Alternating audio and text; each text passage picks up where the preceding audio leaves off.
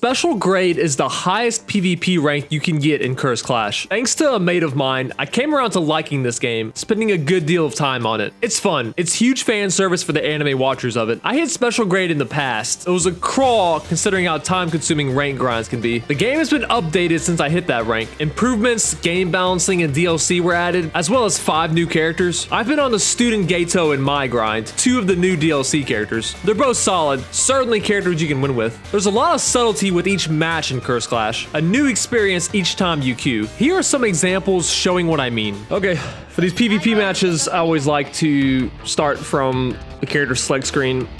I think it's a good place to kind of get an idea of how the game's gonna go. This game is kind of a bait sometimes when it asks if there's an unstable connection. I kind of learned my lesson, just go ahead and say yes. We talked about it before, you know, me and my duo queue partner was like, sometimes that's not always true to how a match actually is, if it's going to be laggy or not. Sometimes it's true, and you have the most laggy match of all time, but for the most part, you can generally accept them and play it through and see how bad it actually is. Just a dice roll. Very few people tend to accept those anyway, so I wound up just accepting them on a gamble. You can see that he locked in Gojo, whether because I'm playing Geto or not, who knows, but as far as this game's concerned, you really want to be playing with top tier characters. Top tier kind of elevates a normal player to a higher level that they're not normally at sometimes. So him picking Gojo means he's covering a few areas. I think Geto's pretty considerably average, still very good, but as far as this game goes, their ranks are pretty high. You know, we can judge them as pretty competent players. One thing that I like to do early, well, I'm just gonna hard knock down Toji here because he's a good character. I was trying to fish for Oki too on the unblockable because Geto's is pretty active. One of my first game plans when I start off with Geto normally is to try to get to level 2 fast, right? That's a little greedy fishing for unblockable there. Right now, Gojo did a good job covering every angle right now, kind of keep us in the fight. I'm gonna go here and set up Oki. I can just see my game plan here. Good thing that dude pressed the button. Toji has a way to deny anytime you do a simple domain with Geto. That counterattack he has is really good. I still do it anyways to make Toji's commit to doing that, so I don't think it's too bad. We get perfect parry. We get a free punish here.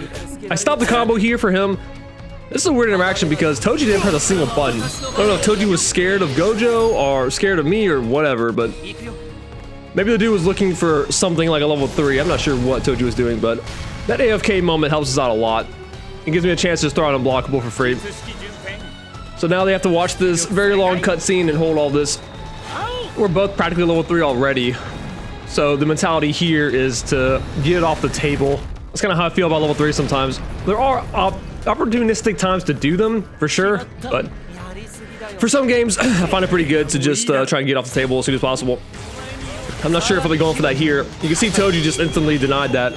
So that's the reason why I think he's a pretty good counter against Geto. So on top of already being a really good character, his ability to do that's pretty OP. We're gonna make Toji deny this again, but you can see that was an interesting interaction because Gojo was already pressing a button and got punished for it.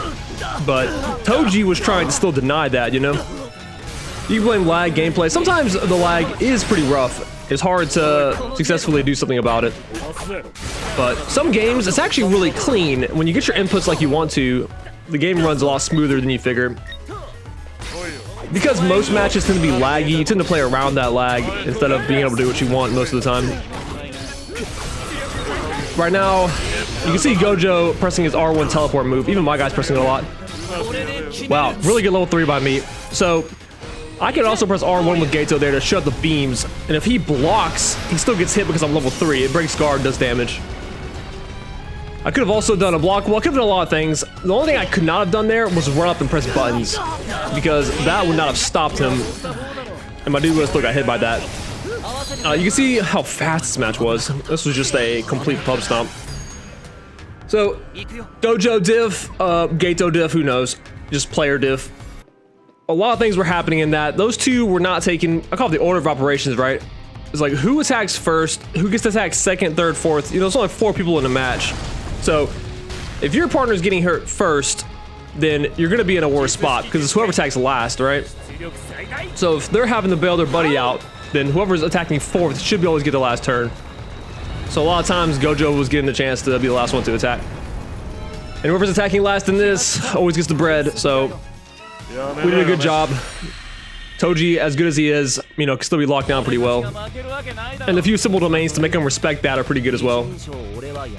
There's almost that obsession with needing to destroy those, but good match, pretty clean. So we got a little bit of rage quit at the end there, but you know, this game comes with that. Hopefully they get punished good enough. That was definitely one of the patch notes, so we'll see what happens. So there's less glory to be had in games like this, where you fight lower elo people. You see that on special grade, the highest there is. We're gonna get our my game in. We don't know our opponent's level yet. We're gonna see it. This game has an interesting feature of letting you always pick your stage. So, especially for climbing, it is very ideal to find your character's best stage and the one that counters your opponents pretty well. So this stage I'm coming around to. I'm still not sure if I'm locked in for my, but I definitely like it a lot. So you can see we queue in, so I might pick this stage. Look at our ranks of the opponents. Black is like the lowest of the low. Blue is relatively high, but you see no stars behind that. So, I mean, just by rank alone, we're in pretty good shape. This match is pretty funny because I haven't played with Sukuna in a long time since the DLC came out. Sukunas are very interesting breeds of people. He got nerfed a little bit, but I mean, as far as I'm concerned, he's still a good character. So this match in particular has an interesting start because you cannot lock on into your opponent. You don't have a free camera. You can only aim at your two enemies. So at the beginning of this match, I want to see what Sukuna's doing, but I walk ahead and I can't see him. And he's doing the Sukuna classic. He's literally just AFK. So my guy's just throwing out blue. I don't know what Geto's doing, so I'm keeping an eye on them. Sukuna has yet to move. You can see that. He's just AFK standing there. But as usual, he immediately presses a button and he gets a turn. It's just a goofy character. Goofy character, goofy god. He's very good, very, you know, defense-esque oriented. I do this noob combo for the knockdown. Every now and then you want to go your curse extraction combos. The damage is always nice. You can definitely win by just only doing your auto combo into your curse extraction, but I like it for the knockdown too. Meter's still getting there. I'm always pushing damage, so I go for the my super shot there. I'm out of bullets here, so I was literally just using that to stop him for a second. It's important with my to always be stocked up. You know, you gotta be careful though. When you play noobs, you might disrespect them more than normal, so still gotta lock in and focus up. We're definitely feeling ourselves. You can see the meter right now, right? They both have 1, we're both at 3, we're very juiced up. So we're feeling ourselves. We're definitely playing more arrogant than we should be, but I'm pretty sure we have the right to be, especially in a game like this. So I'm sitting on level 3, have all my meter. He's got his level 3, which means he has intimidation. Yeah, that's pretty goofy. I think he dodge rolled into me. Otherwise, he should have got a turn there after my bullets went down. So once again, I'm out of bullets. My bullet management is not too crisp. Usually means I'm not locked in here. Disrespect is pretty apparent. So you see Sukuna doing stuff down there. Oh my gosh, from straight for level 3? Yeah. I kind of said it with a Geto match. Sometimes you have level 3 and you just want to get off the table. So I could have done a lot of other things.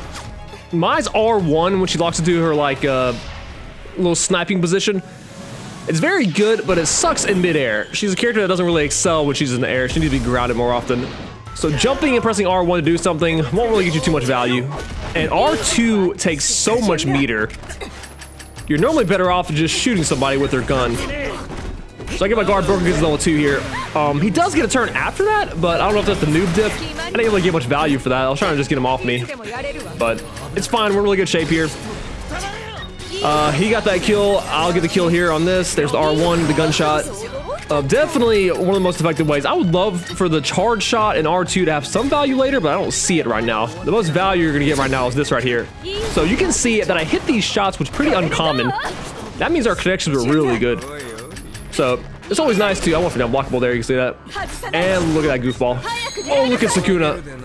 Sukuna's movement there is pretty crazy. So I'm going for the hard knockdown on this guy. Sukuna's just still doing his thing, right? We're in such a good spot here. Dude's sitting at a lot of bars. Right now, I'm just shooting for damage, so I should be able to get 4 shots here, unless I miss, and the answer is no. So that's 2 4 shots in this game. It's pretty uncommon. It's pretty cool. That's pretty scary. I was thinking that when I was playing with this guy. If you're pressing buttons with Sukuna up on the table, no one's knocked Sukuna down. He's still there. He still has Fuga, so that's how I missed my shot. You're aiming with the controller. It is clean. Good connection. I might hit 2 4 shots. It's pretty crazy. But you really want to be careful about... Wow, we're just over? That match ended so fast. まずっ Maya and Sakuna are definitely not here to do combos. They're not here to drag the match out, right? So we just do a lot of straight up damage and gotta get to the point. There's a lot to be explained there, but not much time, you know? But anyways, the main thing is like, we're fighting low elo, clean match. We can just wipe them up. That makes it fun. So not too bad. You take the wins as you do, you know? It's called climbing.